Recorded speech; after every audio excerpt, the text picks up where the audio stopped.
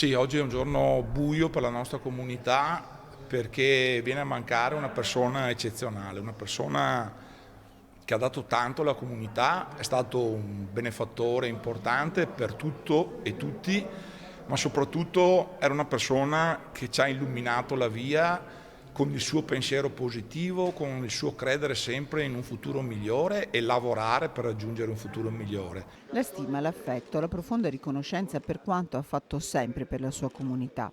Le parole del sindaco Cristian Andretta si ripetono di bocca in bocca. Era ancora residente a Tombolo Ennio Doris. Uomo di successo, non aveva mai dimenticato le sue origini. Figlio di un mediatore di bestiame, lo erano tutti a Tombolo, ogni fine settimana tornava al paese per respirare aria buona. Era un benefattore, aveva sostenuto le spese per la sistemazione della chiesa, dell'asilo, aveva regalato tutti gli strumenti alla banda. Infatti io mi sono permesso di scrivergli ti voglio bene perché vedevo che poteva essere in difficoltà.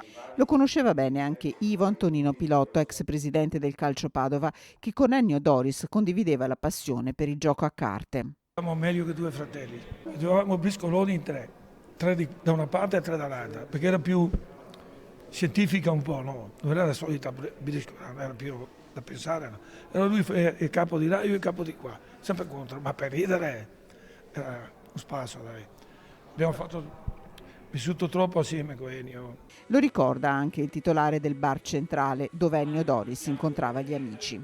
Arrivava e trovava i suoi amici, li radunava e tutti chiedevano di finanza, di sport, perché lui era un amante dello sport, era un conoscitore molto profondo del ciclismo, oltre che di calcio, che qui era una piazza un po' umile, insomma, di gente che si trovava proprio perché... E quando arrivava lui era un po' un personaggio che raccoglieva tutti, perché lui era stimato da tutti, aveva un carisma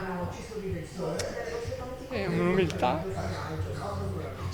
e una raffinatezza, una raffinata umiltà. Sabato mattina nella sua residenza si aprirà la Camera Ardente, tante le persone che gli renderanno l'ultimo omaggio.